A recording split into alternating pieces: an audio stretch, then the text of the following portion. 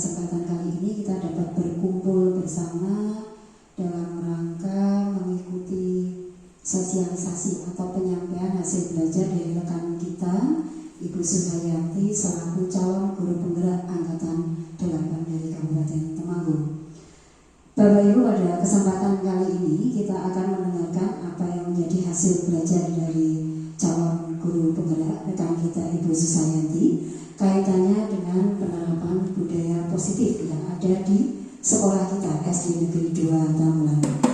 Bahwasanya dalam sebulan kemarin rekan kita calon guru penggerak Ibu Susayanti telah belajar tentang visi dirinya sebagai guru penggerak. Dari visi itu kemudian sudah diimplementasikan dalam kurikulum sekolah kita, kurikulum tahun pelajaran 2023-2024. Kaitannya untuk pencapaian visi misi tadi tentunya dibutuhkan sikap dan perilaku dari seluruh warga sekolah, utamanya dari kita, Bapak Ibu Guru, juga anak-anak kita, siswa-siswi SD Negeri 2 Tamulanon, sehingga rumusan dari perilaku ini akan sama-sama kita dengarkan gagasannya atau prakarsanya dari rekan kita Ibu Susayanti. Apa saja yang akan menjadi indikator dari perilaku tersebut? Mari sama-sama kita simak, kemudian dimohonkan kepada Bapak Ibu yang lain untuk bisa memberikan respon ataupun tanggapan ataupun umpan balik yang sekiranya bisa menjadi masukan bagi rekan kita dalam mengimplementasikan konsep budaya positif yang akan diterapkan di sekolah kita. Untuk itu waktu sepenuhnya kami persilakan kepada Ibu Susayanti untuk memaparkan kaitannya dengan budaya positif yang telah dirumuskan. Monggo.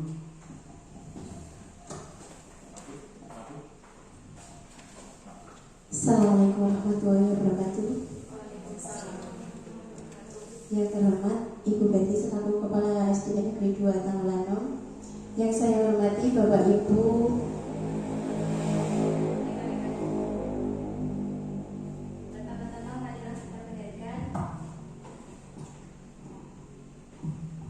puja dan puji syukur kehadirat Allah Subhanahu wa Ta'ala yang telah melimpahkan segala karunia-Nya sehingga kita dapat berkumpul di sini tanpa suatu halangan apapun. Izinkan saya hari ini untuk mensosialisasikan budaya positif apa yang sudah saya terima dan apa yang sudah saya pelajari selama 1 bulan ini mengikuti CGP. Kemudian saya ucapkan terima kasih kepada Bapak Ibu semua karena telah memberikan fasilitas, kemudian waktu yang diluangkan untuk mendukung program CGP ini.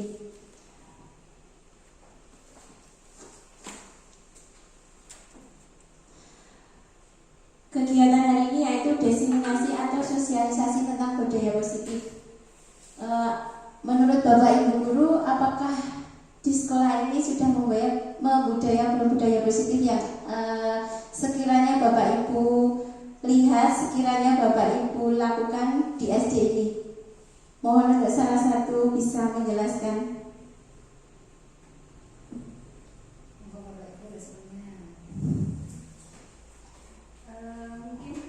Sudah ada beberapa budaya positif di sedikit menanggapi pertanyaan dari Mbak Sus.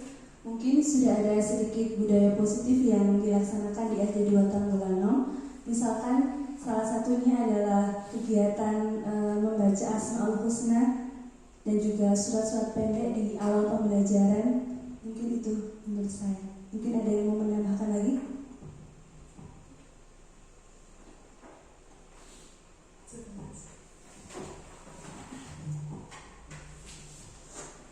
Mohon maaf menambahi sedikit. Untuk yang saya lihat di SD Negeri 2 Tamulanon ini, budaya positif sejak saya awal masuk dari sini sampai mungkin sekarang yang masih terbiasa dilakukan oleh anak, yaitu anak setiap bertemu dengan Bapak Ibu Guru selalu menyapa dan selalu salam. Itu dari anak. Kemudian yang untuk dari benar yang dikatakan oleh Bu Putri bahwa dari anak sudah ada Asmaul Husna, kemudian ada baca surat pendek.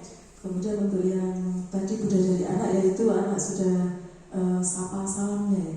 Kemudian untuk Bapak Ibu guru juga, kalau yang saya lihat dari sisi tingkah rasa, kepedulian dan toleransinya yang sangat tinggi. Mungkin itu dari Bapak Ibu yang lain.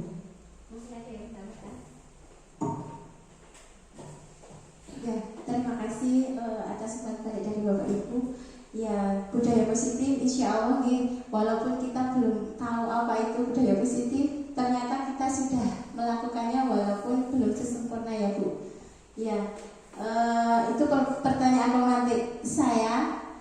Nah, kemudian menurut Ki Hajar Dewantara, filosofi dari Ki Hajar Dewantara itu ternyata pendidikan adalah tuntunan bagi seluruh kodrat yang ada pada anak didik agar mereka sebagai manusia dan sebagai anggota masyarakat dapat mencapai keselamatan dan kebahagiaan yang setinggi-tingginya. Kemudian menurut Ki Hajar Dewantara lagi, budaya positif atau ekosistem positif itu ibarat bibit. Jadi peserta didik itu diibaratkan bibit atau benih. Kemudian kita sebagai pendidik itu berperan sebagai petani, istilahnya petani yang akan merawat bibit dengan cara menyiang gulma di sekitarnya, memberi air, memberi pupuk agar kelak berbuah lebih baik dan lebih banyak. Namun di sini petani atau pendidik itu tidak mungkin mengubah bibit jambu itu menjadi buah anggur. Karena apa? Itulah kodrat alam atau dasar yang harus diperhatikan dalam pendidikan, dan itu di luar kecakapan. Dan kehendak kaum pendidik sedang pengajaran adalah pendidikan dengan cara memberi ilmu atau pengetahuan agar bermanfaat bagi kehidupan lahir dan batin. Jadi kita sebagai pendidik tidak harus memaksa iki kudu jadi anak koyo ini tidak harus jadi anak kayak gini, tidak, karena anak itu unik dan mempunyai karakteristik berbeda-beda. Kemudian hubungan dengan kemarin visi yang saya sampaikan, ternyata visi Aji Negeri 2 Tanggulangan itu kemarin sudah dibuat bersama Bu Betty, menyusul. Kemudian visinya yaitu terwujudnya generasi yang prima. Prima itu P-nya itu prestasi, R-nya itu religius, I-nya itu inovatif, M-nya itu mandiri, dan A-nya itu adaptif. Jadi nanti dari visi tersebut akan dijabarkan menjadi sikap-sikap atau disiplin positif yang ada di SD kita. Ternyata tadi Bapak Ibu sudah sedikit tahu dari tadi budaya positif, misalnya tadi Bu Putri membaca Asmaul Husna setiap hari, kemudian membaca surat-surat pendek itu terjabar dari religiusnya.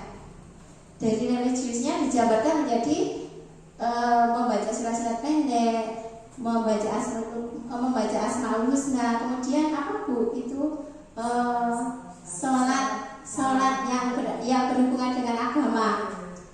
Iya, sholat duha itu. Jadi kita jabarkan menjadi disiplin positif itu.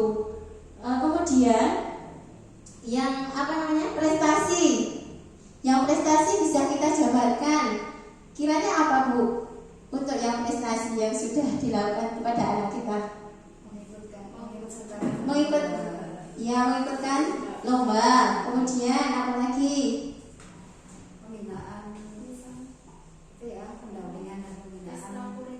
Ekstrakurikuler.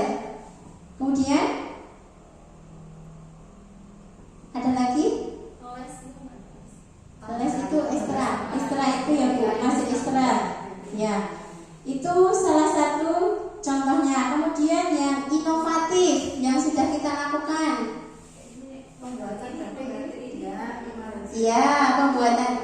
Pembuatan batik. Kemudian ada lagi contohnya membuat kerajinan dari rotan. Apalagi ya, yang sudah diterapkan, yang sudah dilakukan. Kemudian yang M, mandirinya. Anak-anak udah datang tanpa ditunggu orang tua itu termasuk Mandiri itu berhubungan dengan bisa pembelajaran, bisa. Belajar tanpa disuruh. Ya, misalnya anak itu bisa belajar tanpa disuruh, kita juga bisa, atau membaca. Nah, mengerjakan tugas sendiri itu. Kemudian ada lagi? Cukup ya? Kemudian A, adaptif. Seharusnya kemarin itu menurut saya tadinya berwawasan global ya, tapi lebih lebih singkatnya adaptif, diambil dari adaptif. Jadi adaptif itu bisa menyesuaikan dengan perkembangan zaman, sesuai dengan kodrat zamannya. Apakah kita sudah melakukan itu, Bu? kalau misalkan pembelajaran Contohnya? pembelajaran misalkan Iya. kemarin pas anak kelas 5 itu kan ada itu tes simulasi, jadi anak-anak udah mulai dilatih menggunakan Ya, penggunaan Chrome dalam pembelajaran ANBK ya, Bu.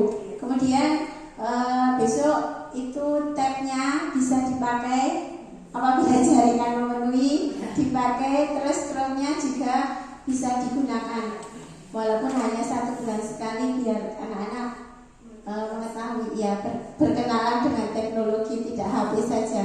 Kemudian itu ada yang kita untuk tugas-tugas juga sudah dalam bentuk vlog, dalam bentuk video ya, anak-anak dalam bentuk pembelajaran ini kan termasuk adaptif. Iya, iya. Guru-guru juga bisa membuatnya bentuk apa itu, TikTok atau apa. Tapi sebenarnya itu positif apa negatif, Bu? Untuk pembelajaran positif.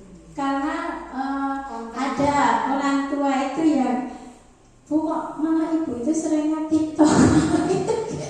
Mungkin TikToknya pembelajaran konten ya, Bu, bukan yang joget-joget. biasanya orang tua melihat Nah, TikToknya itu untuk yang lain ya, mungkin jadi pandangan mereka itu dinilai negatif ya, padahal Dari situ kita bisa membawa TikTok itu ke budaya yang positifnya ya. Mungkin bisa dicontoni Ibu besok penerapan pakai HP, pakai TikTok yang positif itu bagaimana. Kemudian dari disiplin positif itu yang tadi Bapak Ibu sebutkan, itu pengaruhnya dengan lingkungan positif akan mempengaruhi lingkungan positif juga. Dari lingkungan positif itu maka akan terbentuk budaya positif. Nah, dari sini peran Bapak Ibu guru adalah menjadi pemimpin pembelajaran serta menumbuh kembangkan budaya positif untuk membentuk lingkungan sekolah yang nyaman, aman, dan ramah serta berpihak pada murid, sehingga dapat mewujudkan visi profil pelajar Pancasila yang memiliki disiplin diri yang merdeka dan mendisiplinkan dirinya sendiri atau self-disiplin. Sesuai pemikiran K.H.D. lagi yang mengatakan bahwa murid yang merdeka itu adalah murid yang mampu memperhatikan atau memerintah dan mendisiplinkan dirinya sendiri. Jadi murid itu nanti tidak dipaksa, istilahnya mereka harus merdeka, tidak boleh tertekan. Karena jika mana tertekan, anak itu tidak akan melakukan pembelajaran dengan baik. Begitu Bapak Ibu. Kemudian eksplorasi konsep yang akan saya sampaikan hari ini, yaitu 1, perubahan paradigma stimulus respon lawan teori kontrol. Kemudian yang kedua, arti disiplin dan 3 motivasi perilaku manusia. Yang ketiga, keyakinan kelas, hukuman dan penghargaan. Kemudian yang keempat, kebutuhan dasar manusia. Yang kelima, posisi kontrol. Dan yang terakhir, segitiga restitusi. Ya, Bu, coba sekarang kita bermain ice breaking dulu. Coba kepalkan tangan Bapak Ibu, masukkan 1 kertas, tuliskan benda berharga, kemudian dilipat-lipat, digenggam. Jadi nanti ada 2 peran. Yang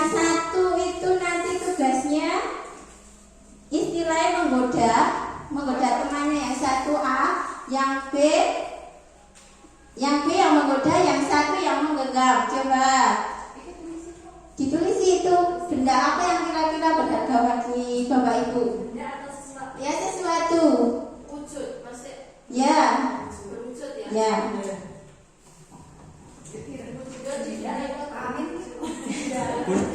Kita berpasangan. 1, 2, oh. Bu Rita mau pasangannya dengan siapa? Ya, Bu Rita sama Pak Yaya dia mau genggam siapa? Bu Pami, ini sesuatu sih. Coba. Ini Ya, digenggam. Yang satu menggenggam, yang satu menghadik. Istilahnya menggoda. Bagaimana caranya agar kepala itu bisa terbuka? Hati-hati Pak. Bisa dikritik? Mau diapakan? Nih. Sudah ya? Ya. Yang satu sebagai penggoda istilahnya. Yang satu, kemudian yang satunya yang menggenggam. Jadi bagaimana nanti misalnya Bu Putri dengan Bu Gina, yang satu menggenggam, Bu Gina yang menggoda Bu Putri. Bagaimana agar Bu Putri itu sampai melepaskan apa yang ada di tangannya, begitu. Ya, kalau bisa sampai lepas mau dihasil kayak apa, apapun itu. Siap? Coba 1, 2, 3.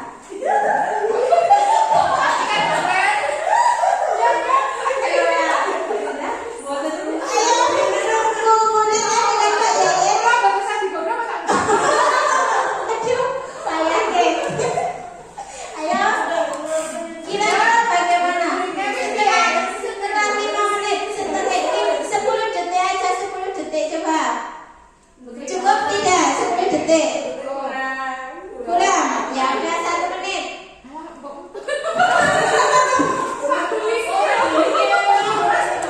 Ayo, sampai bisa terbuka kira-kira bagaimana? Apa yang akan dilakukan? Apa Bapak Ibu lakukan? Jangan dipasang.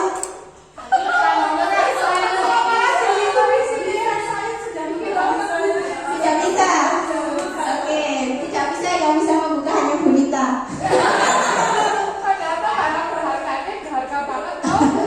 Iya. Apa? Benar. Oke. Nah, tidak bisa dibuka ya. Nah, kemudian apa yang terjadi? Kira-kira apa yang terjadi Bapak Ibu? Ayo coba. Ngekek. Ketika beberapa menit itu diganggu, yang memegang ini tetap teguh untuk tidak melepaskannya. Yang terjadi. terima kasih, tepuk tangan. Ini mungkin Bu Putri bisa menyampaikan kenapa teguh banget tidak boleh dibuka itu. Tidak kuat atau Karena ini sesuatu yang sangat berharga, Bu. Jadi tidak boleh kalau saya serahkan ke orang lain. Coba bukunya kenapa ini bisa dibuka? Apakah sudah luluh? Ya. Alasannya kenapa Bu Rita? Coba. Ya. Iya, nanti ini hubungannya sama karena barang ini kan yang berharga itu terus tak lepaskan. Isinya nanti akan tahu kenapa saya lepaskan. Isinya itu apa nanti akan gitu. Ya, ini rahasia gitu. Rahasia surprise. Ya. Apa hubungannya ya Bapak Ibu dengan tangan kita mengepal? Ya, tangan kita mengepal dengan cara teman kita menghadik, mau menggelitik, mau apa. Kita tidak ada apa namanya? Tidak ada ini efeknya ya. Kita tetap teguh. Nah, di sini inilah posisi kontrol kita harus tetap teguh, gitu.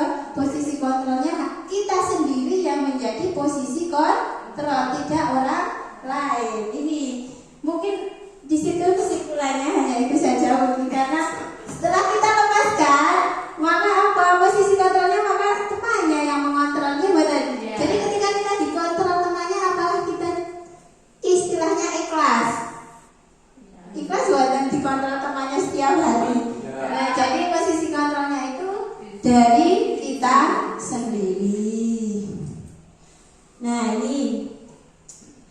paradigma yang tadi mengembal.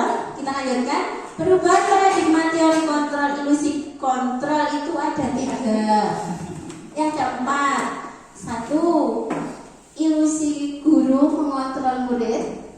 Yang kedua, ilusi bahwa kritik dan membuat orang merasa bersalah dapat menguatkan karakter. Yang ketiga, ilusi bahwa semua penguatan positif efektif dan bermanfaat. Kemudian yang keempat, ilusi bahwa orang dewasa itu memiliki hak untuk memaksa. Jadi di sini perubahan paradigma dari teori kontrol itu 1, ilusi guru itu mengontrol murid. Kita mengontrol murid apa tidak setiap harinya? Ya, secara tidak langsung kita mengontrol murid sebagai pemimpin pembelajaran. Kemudian ilusi bahwa kritik dan membuat orang merasa bersalah dapat menguatkan karakter. Kira-kira bagaimana itu? Menurut Bapak Ibu, mengkritik dan membuat merasa bersalah dapat menguatkan karakter. Misalnya saya sendiri ya, ngopo kuwi mau Mas Riza, kamu kenapa tadi tidak masuk sekolah? Misalnya begitu. Atau Mas Riza, kenapa nilai ulangannya kamu menurun? Ya jangan bilang jelek ya. Menurun atau apa-apa kurang bagus atau sedikit menurun. Kemudian dia itu nanti akan merasa bersalah, dibuat merasa bersalah. Jadi misalnya, maaf Bu, saya itu kok tadi malam tidak belajar misalnya kan, jadi itu padahal Bu Guru itu sudah memberi pelajaran penuh loh, sudah jelas apa belum, sudah ditanyai begitu, tapi dia tidak tidak mendengarkan, tapi kita membuatnya itu merasa kepada anak itu merasa bersalah.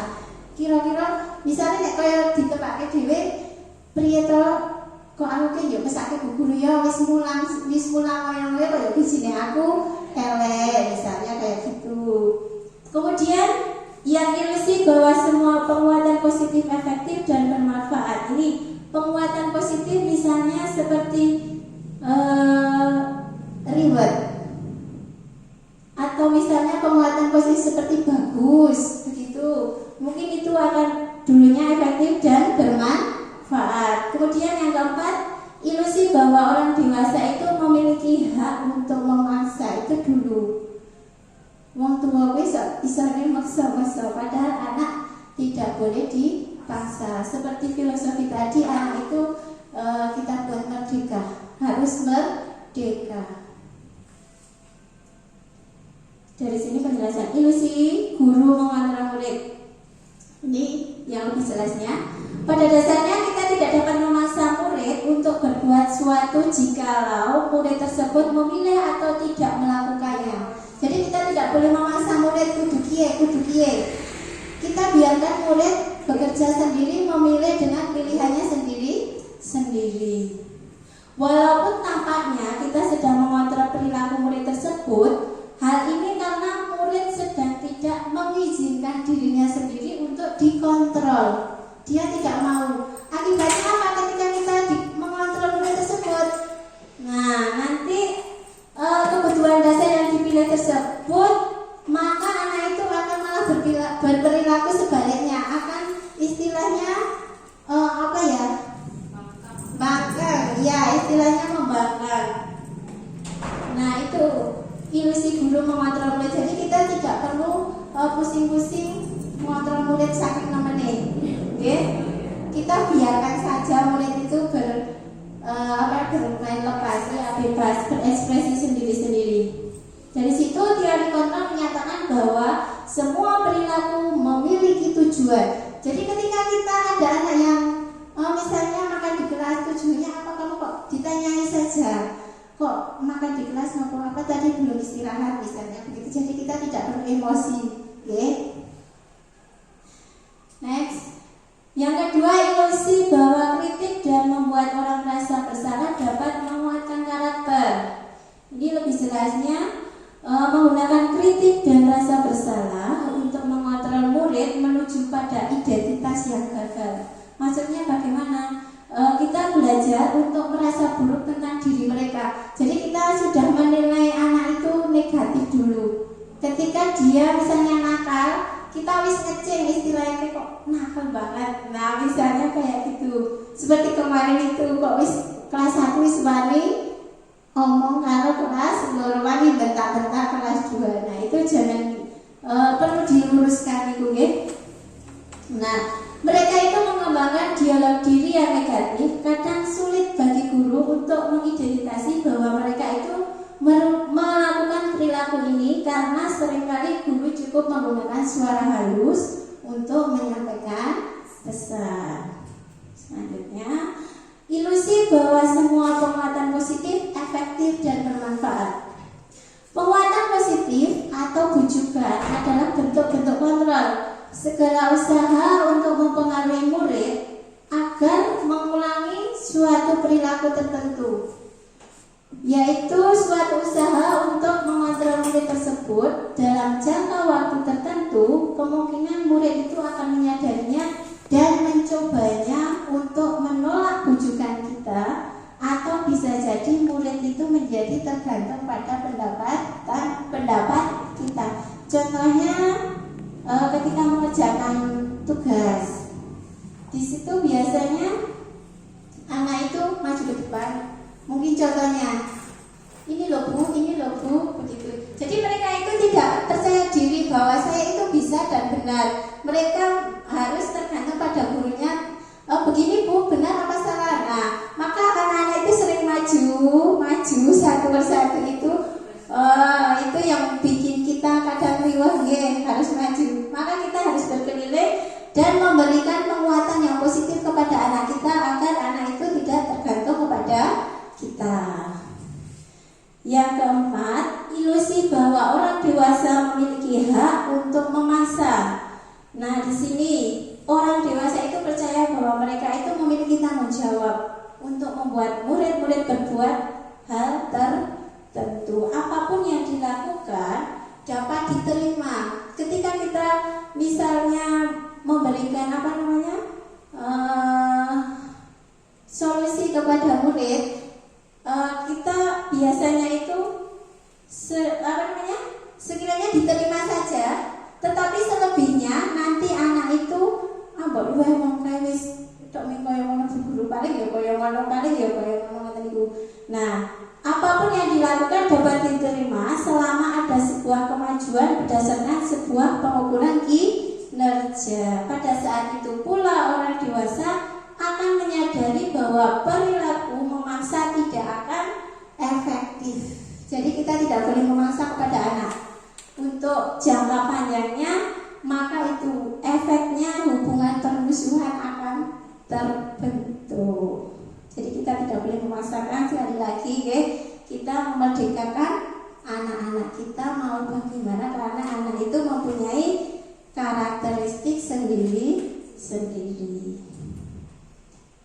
Kemudian perubahan paradigma dan stimulus respon, sedangkan bedanya dengan teori kontrol. Bisakah kita mengontrol seseorang?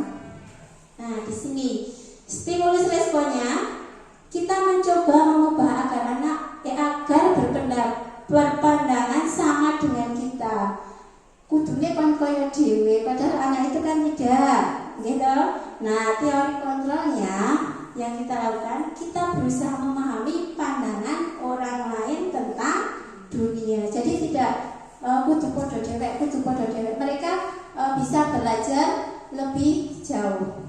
Kemudian perilaku buruk dilihat sebagai suatu kesalahan. Ini biasanya saya juga biasanya ono bocah sing ribut atau gelutan, kita sudah memberi nama atau mengecapnya itu anak yang nakal, padahal tidak. Itu mempunyai tujuannya sendiri. Jadi teori kontrolnya mengatakan semua perilaku itu mempunyai tujuan. Jadi ketika ada anak tadi yang melakukan pelanggaran atau apa, bisa kita tanya-tanya dulu, kita kenapa, dicari dulu masalahnya apa, begitu. Kemudian orang lain bisa mengontrol saya. Ternyata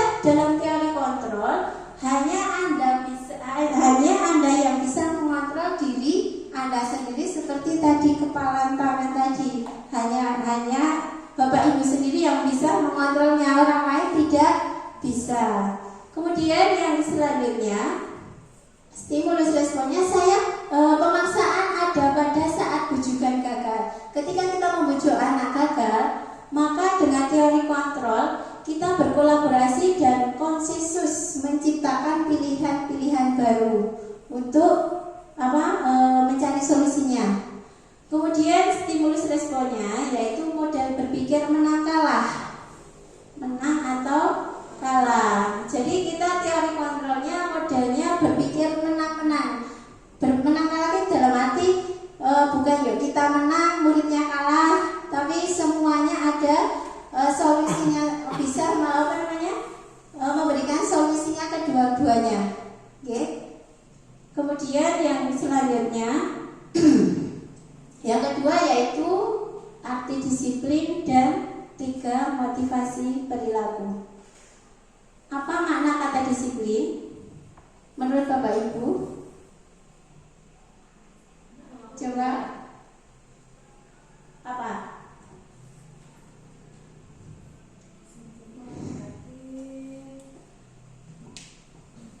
Menjalankan sesuatu yang sesuai peraturan yang ada atau kesepakatan yang ada gitu. Melakukan atau menjalankan sesuatu yang sesuai dengan peraturan yang ada di situ. Yang lain dan coba Mbak Putri. Menurut saya disiplin itu berarti menjalankan sesuatu sesuai dengan peraturan atau kesepakatan yang sudah dibuat, tapi harus berjalan, tadi penambahan dari cerita ya, harus berjalan secara kontinu atau terus menerus. Oke. Ada yang lain? Menjalankan sesuatu secara tepat waktu. Misal masuk sekolah jam 7, ya masuknya jam 7 itu tepat waktu. Iya.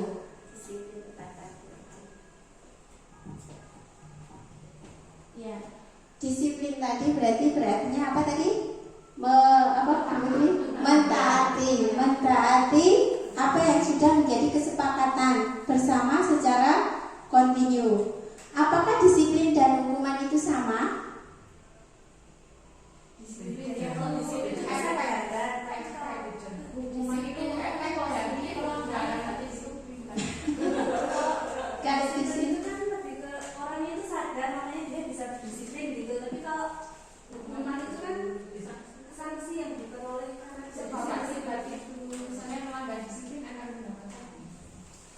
Misalnya ada anak kita yang tidak mengerjakan tidak mengikuti upacara. Kemudian saya itu memberikan, nanti kalau sudah selesai upacara, kamu lari 3 kali mengelilingi lapangan. Itu contoh hukuman atau disiplin? Apa itu? Disiplin itu positif.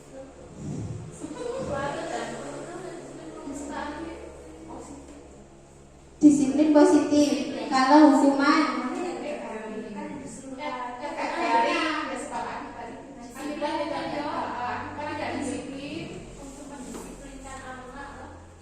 iya. Itu pernah membaca itu visi sekolah itu disiplin dan tidak egois. Itu berarti kan disiplin itu positif. Ada visi sekolahan. Iya, disiplin dan tidak egois. Coba Bu Betty.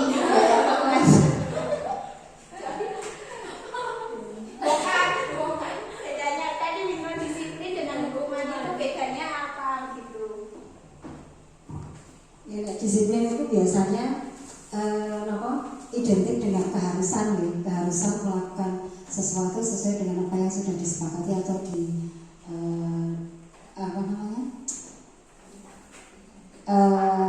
kesepakatan. Kemudian kalau hukuman itu biasanya identik dengan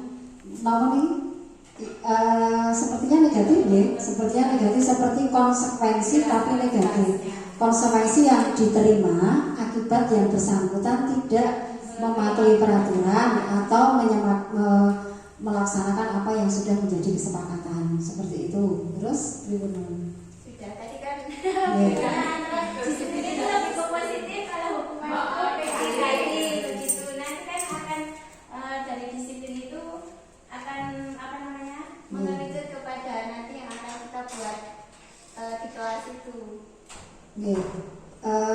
Seperti itu atau paripurna lain? Oke. Kalau biasanya kalau hukuman itu kan biasanya cenderung ke kita melihatnya lebih ke negatif nih, lebih ke negatif. Terus disiplin itu ya biasanya ada kaitan antara disiplin dengan hukuman. Supaya anak itu bisa disiplin biasanya cenderungnya menerapkan dengan hukuman. Tidak menaati peraturan ini nanti didenda, nanti seperti itu. Nah, itu yang berlaku selama ini, konsep berpikirnya seperti itu. Nah, nanti bagaimana itu akan menjadi positif, nanti mungkin bisa dipaparkan lebih lanjut. Bagaimana sebuah hukuman itu menjadi konsekuensi yang bisa dilaksanakan secara sukarela atau kesadaran diri. Terima kasih Bu Betty sudah memberikan penguatan. Jadi tadi disiplin itu dilakukan bila mana ada kesadaran dari diri sendiri atau dari motivasi intrinsik. Kemudian untuk yang hukuman itu apabila disiplin itu dilanggar, maka biasanya yang kita lakukan masih hukuman atau konsekuensinya. Ketika kita tidak mengerjakan murid kita tidak mengerjakan PR, biasanya coba dikerjakan di luar. Nah, itu konsekuensinya. Kemudian ada anak lagi yang menumpahkan minuman. Nah, konsekuensinya bagaimana? Suruh membersihkan, itu konsekuensi. Jadi kalau hukuman itu berbentuk fisik, beda dengan konsekuensi, begitu Bapak Ibu. Nah, ini disiplin ini tadinya belajar, artinya belajar. Kemudian disiplin itu membuat orang menggali potensinya menuju sebuah tujuan dan apa yang dia hargai. Namun dalam budaya positif kita, makna kata disiplin itu telah berubah menjadi apa? Sesuatu yang dilakukan seseorang pada orang lain untuk mendapatkan kepatuhan. Gimana? Ya, kecenderungan umum adalah menghubungkan kata disiplin itu dengan ketidaknyamanan. Orang disiplin kok dari hukuman tadi itu. Jadi ketika kita hubungkan disiplin dengan ketidaknyamanan dan bukan dengan apa yang kita hargai. Jadi ketika anak belum mengerjakan PR atau apa, kita hargai. Ya, kita hargai bagaimana kita memfasilitasi anak tersebut akan mengerjakan PR. Gitu, Bu. Kemudian dari disiplin tadi ada teori motivasinya. Teori motivasi perilaku manusia yaitu ada dua, motivasi internal dan motivasi eksternal dan internal. Ya, yang termasuk motivasi internal itu untuk menghindari ketidaknyamanan hukuman. Contohnya, apa yang akan terjadi apabila saya tidak melakukannya? Itu berarti dari eksternalnya. Kemudian untuk mendapatkan imbalan dari orang, apa yang akan saya dapatkan apabila saya melakukannya? Contohnya, Bu, aku sesuai lomba, ini nggak ada lomba, kira-kira mau diajak kemana bila saya dapat juara begitu. Itu termasuk motivasi eksternal. Kemudian yang ketiga, menghargai diri sendiri menjadi insan sesuai harapan kita. Itu contohnya, pertanyaannya, saya akan menjadi orang yang seperti apa bila saya melakukannya. Jadi anak itu merasa dari kesadaran diri sendiri, karena ini termasuk motivasi internal. Motivasi internal itu tujuannya untuk disiplin positif. Itu merujuknya disiplin positif itu ternyata harus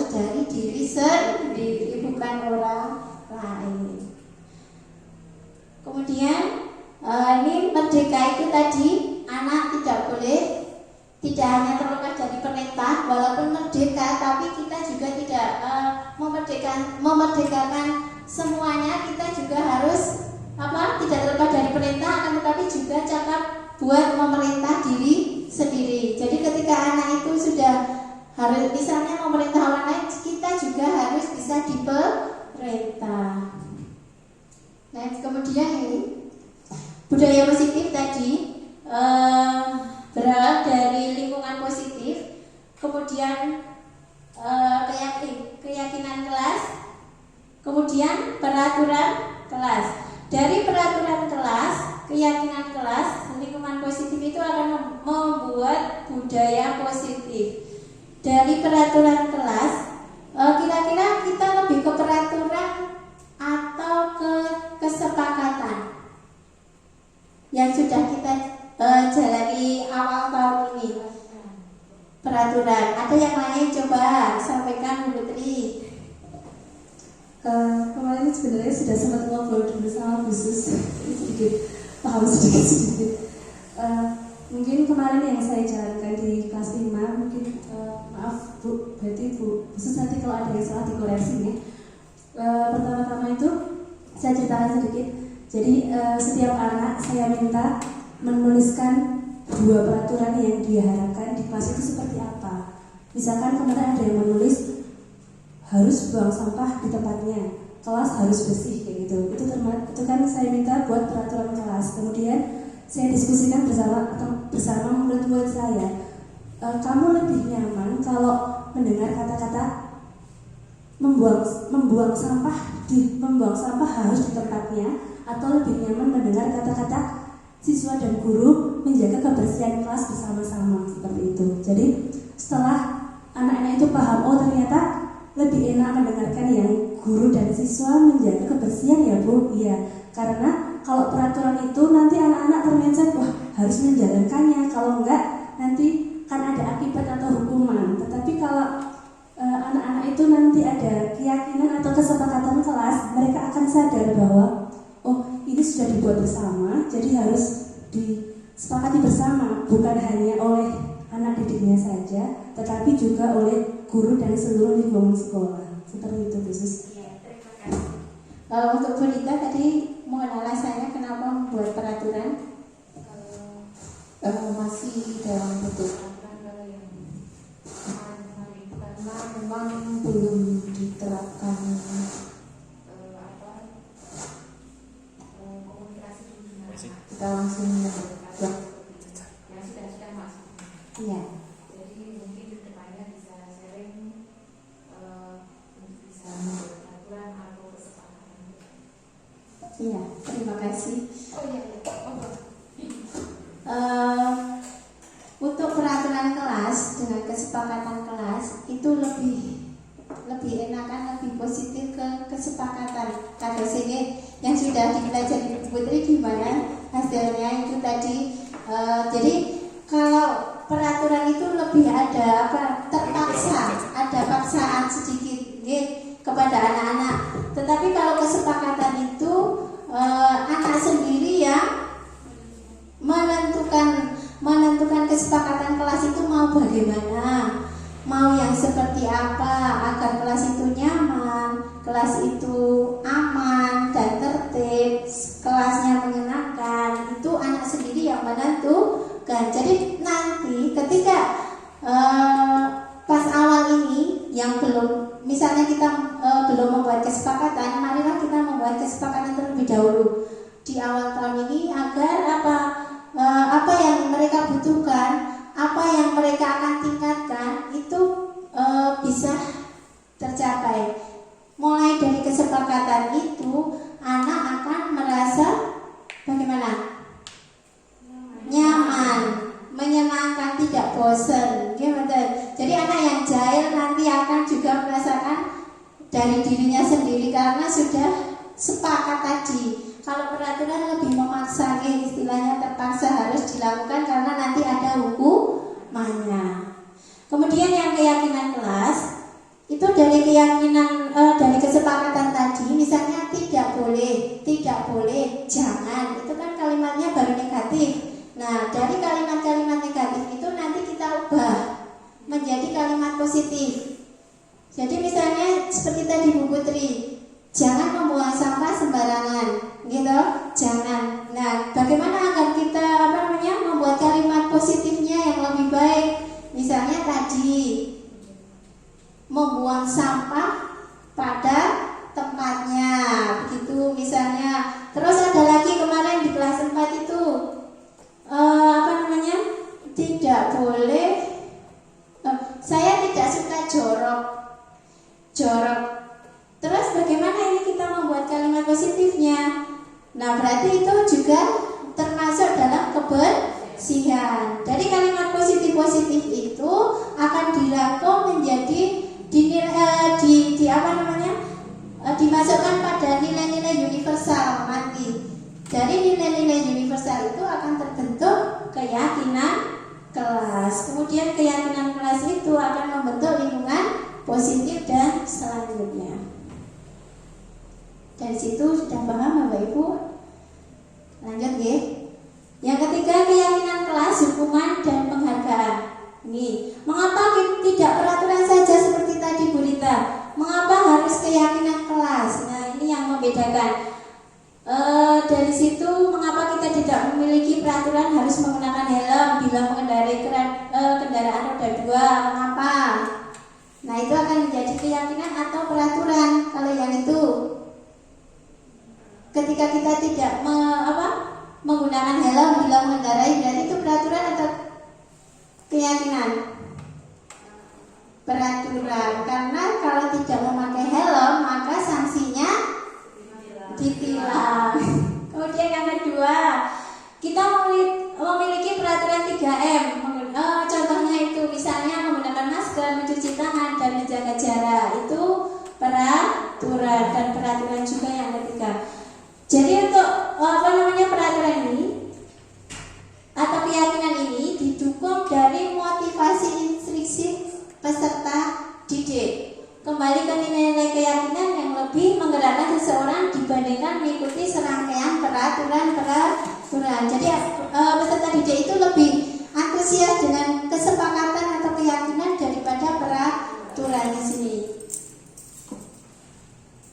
Tulisannya. Contohnya ini kesepakatan kelas, tulisannya dempet-dempet. Datang tepat waktu, mengucapkan salam, aktif dalam pembelajaran. Itu contohnya. Ini contohnya. Peraturan, selalu kembalikan buku ke tempatnya. Kemudian kalau keyakinan masuk pada nilai universal yaitu tanggung jawab. Yang kedua, dilarang mengganggu orang lain, masuk pada menghormati orang lain. Ini contoh-contoh dari nilai-nilai universal yang selama ini saya pelajari. Ternyata judulnya anak kayak barang. Terus untuk dilarang melakukan kekerasan, berarti masuk kepada keselamatan atau menghormati orang lain dan selanjutnya. Begitu Bu. Itu perbedaan peraturan dan keyakinan kelas. Kemudian ini dihukum oleh penghargaan. Kita beri. Nah, misalnya contohnya penghargaan tadi yang di PHP istilahnya diharapkan aku sesuk iki siji ana oleh opo kayak gitu misalnya. Nah, itu juga efeknya negatif. Pengaruh jangka panjang dan jangka pendek. Jadi nanti ada efeknya juga. Karena ketika anak itu tidak ada penghargaan, dia akan merasa down. Orang tiga haji ya kok. Nah, itu Dewi ya lari kadang juara 1 orang dibuat di piala. Begitu kan kemarin contohnya itu evaluasi gitu. Kemudian penghargaan menghukum.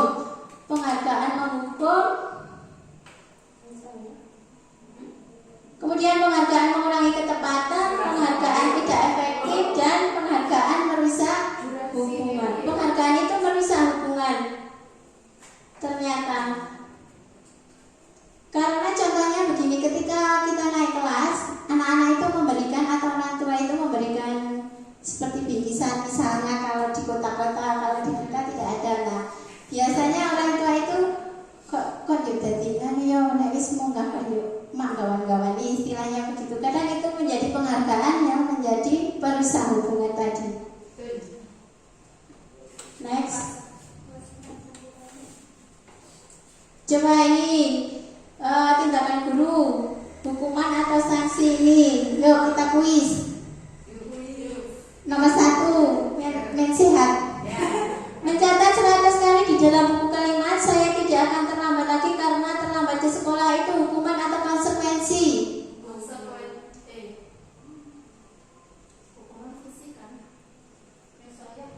Apa itu? Berarti masuk ke hukuman atau konsekuensi?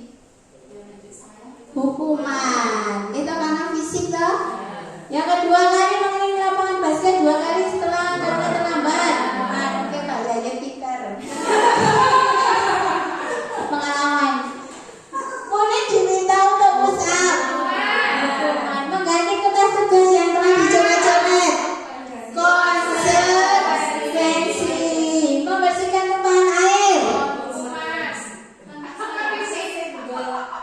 Konsekuensi yuk. Konsekuensi. Meminta murid tidak mengenakan sepatu seharian.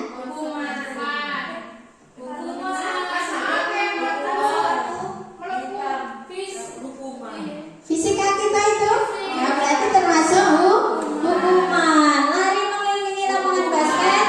Oke, berarti sudah paham ya antara hukuman dan konsekuensi.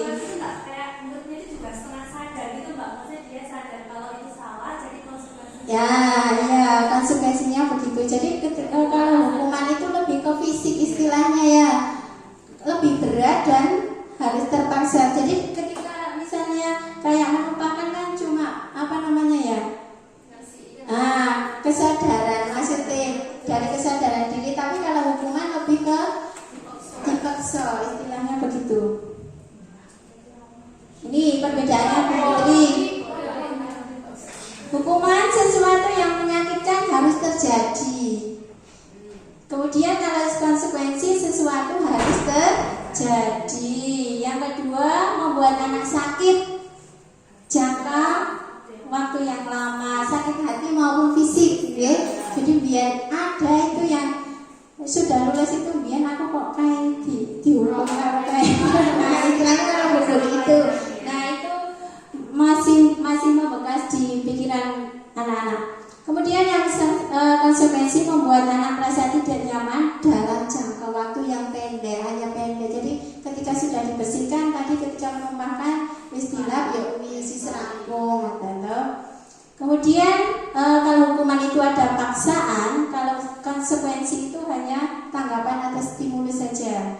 Kemudian konsep diri yang buruk. Kalau pada hukuman, kalau sanksi atau konsekuensi, konsep diri yang baik dan selanjutnya. Kemudian yang keempat, kebutuhan dasar manusia. Kebutuhan dasar manusia itu ada 5: power, survival, freedom, fun, dan belonging. Power itu penguasaan, survival itu bertahan hidup, freedom itu kebebasan, fun itu kesenangan, dan belonging itu rasa diterima atau cinta kasih sayang. Jadi kita harus bisa menerapkan kebutuhan dasar anak kita kepada 5 dasar manusia, 5 kebutuhan dasar manusia. Jadi kita harus memberi kebebasan, memberi penguasaan kepada anak, menerima walaupun anak itu belum bisa ataupun bisa kita terima, karena mereka juga berhak menerima cinta kasih sayang dan berhak diterima kepada sekelompok tertentu. Kemudian merasa senang, fun, dan bertahan hidup yang berhubungan dengan kesehatan, rumah, dan selanjutnya. Next, 5 posisi kontrol. 5 posisi kontrol itu ada 5. Yang pertama yaitu sebagai penghukum. Yang kedua membuat orang merasa bersalah. yang ketiga sebagai teman, yang keempat pemantau, dan yang kelima manajer. Jadi menghukum itu contohnya tadi ketika guru berbuat menghadik, identitasnya menghindari hukuman biasanya anak itu. Contohnya di situ tadi menghadik, ada satu misalnya tadi yang menggenggam itu, kemudian dihukum menghadik dengan menunjuk-nunjuk kita, gitu biasanya kayak lo, gue ngapa mau, misalnya begitu, kita tidak boleh begitu, atau menyakiti bahkan menyindir. Jadi dengan anak kita tidak boleh menyakiti ataupun menyindir serta menunjuk-nunjuk, karena kita sebagai pemimpin pelajaran harus memberi tauladan yang baik. Kemudian untuk membuat orang merasa bersalah, itu berceramah dengan cara guru itu berbuat ceramah dan mengatakan seharusnya atau ibu itu kecewa tadi, ibu kecewa dengan nilai ini, sebenarnya apa alasannya begitu. Jadi anak akan merasa bersalah. Yang ketiga sebagai teman. Nah, ini identitas berhasil atau suksesnya. Kita sudah melalui tahap yang ketiga. Guru itu harus berbuat apa? Yaitu membuatkan alasan-alasan untuk muridnya ketika ada masalah. Jadi guru itu memberikan solusinya sebagai teman. Yang keempat pemantau, yaitu guru yang dilakukan guru adalah menghitung dan mengukur seberapa jauh tuh melakukan kesalahannya itu diukur. Jadi kira-kira anak itu bisa mencari solusi sendiri apa tidak. Kemudian yang manajer, nah ini yang pada tahap 5 ini yang belum kita laksanakan. Apakah Bapak Ibu guru juga pernah sebagai manajer? Kalau saya sendiri sebagai penghukum, jelas. Mungkin kita akan belajar mengubah dari penghukum itu ke arah manajer. Kita harus mengajukan pertanyaan dulu, mencari alasannya apa, tujuannya apa, anak itu melakukan kesalahan, dan anak itu akan terbiasa melakukan atau mencari solusinya sendiri dari diri anak sendiri, gitu.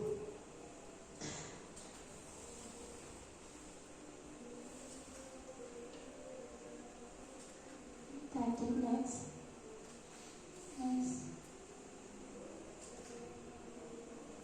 Selanjutnya, apa itu restitusi? Kita lanjutkan.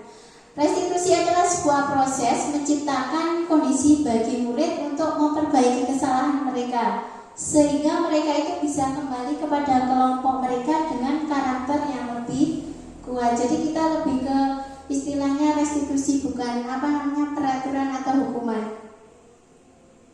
Karena anak itu dengan adanya restitusi ini mereka bisa kembali ke kelompoknya dengan aku ternyata bisa mencari solusi sendiri dan mendapatkan karakter yang lebih kuat. Nah, Bapak Ibu, mencari solusi atau kesalahan anak pada anak melakukan kesalahan, kita bisa melakukan dengan segitiga restitusi. Apa itu segitiga restitusi? Yaitu pertama, kita ketika memanggil siswa yang melakukan kesalahan, kita ajukan pertanyaan-pertanyaan dulu. Kita cari pertanyaan pemantik dulu, apa tujuan melakukan kesalahan tersebut dan bagaimana cara melakukan. Pertama itu tahap validasi tindakan, menstabilkan, ini harusnya ada yang bawah tuh. Menstabilkan identitas dulu. Jadi kita tidak langsung menyalahkan anak atau bagaimana, kita stabilkan dulu. Contohnya begini, kamu bukan satu-satunya yang merasa bersalah dan melakukan kesalahan. Manusia itu manusiawi melakukan kesalahan. Jadi bu guru saja juga pernah melakukan kesalahan. Jadi intinya ngeyem-ngeyem anak, gitu. Setiap orang pasti melakukan kesalahan, begitu. Kata-kata untuk menstabilkan identitas. Jadi tidak langsung menunjuk-nunjuk atau bagaimana. Kemudian yang kedua, validasi tindakan yang salah. Cari, ditanya, kenapa tadi tidak masuk sekolah misalnya. Kemarin sakit atau apa, atau pergi ke rumah nenek atau apa bagaimana. Nah, tindakan itu salah atau benar? Kalau dia merasa salah, berarti biasanya anak, ya Bu, saya itu merasa salah. Salah itu bukan karena tidak masuk. Kemudian menanyakan keyakinannya, apakah dengan tidak masuk atau misalnya melanggar, tidak memakai seragam, melanggar keyakinan yang dibuat di kelas? Tidak. Nah, ketika di situ kita menanyakan keyakinannya, mungkin anak akan menjawab dan mengingat, oh iya, keyakinan di kelas yang sudah dibuat itu kemarin misalnya harus tanggung jawab, harus disiplin memakai seragam. Jadi nanti apa langkah selanjutnya yang akan kamu lakukan? Jadi kita hanya memantik dengan pertanyaan-pertanyaan tersebut. Nanti siswa akan dengan sadarnya mencari solusinya sendiri, dan dia juga akan merasa dari dirinya sendiri, oh angke salah, berarti sih benar yang ngeten. Jadi kita orang langsung bantah atau apa begitu ya. Jadi kita lakukan dengan proses segitiga restitusi ini. Ada yang mau tanya mungkin? Cukup ya? Ini ciri-cirinya. 9 ciri restitusi yaitu: 1. Bukan untuk menebus kesalahan, namun untuk belajar dari kesalahan. Yang kedua, memperbaiki hubungan. Yang ketiga, tawaran bukan paksaan. Yang keempat, restitusi itu menuntun untuk melihat ke dalam dirinya sendiri. Yang kelima, restitusi itu mencari kebutuhan dasar yang mendasari tindakan. Yang keenam, restitusi diri adalah cara yang paling baik. Yang ketujuh, restitusi fokus pada karakter bukan tindakan. Yang kedelapan, restitusi fokus pada solusi. Dan yang terakhir, restitusi itu mengembalikan murid yang berbuat salah pada kelompoknya. Gitu Bu. Sekian dari saya. Itu yang bisa saya dapatkan, yang bisa saya sampaikan kepada Bapak Ibu guru semua. Semoga apa yang saya sudah pelajari dan saya terapkan di kelas, semoga bisa berefek kepada Bapak Ibu guru yang lain. Apabila ada salah, baik lisan maupun sikap saya mohon maaf yang sebesar-besarnya. Saya akhiri, wabillahi taufiq wal hidayah. Wassalamualaikum warahmatullahi wabarakatuh.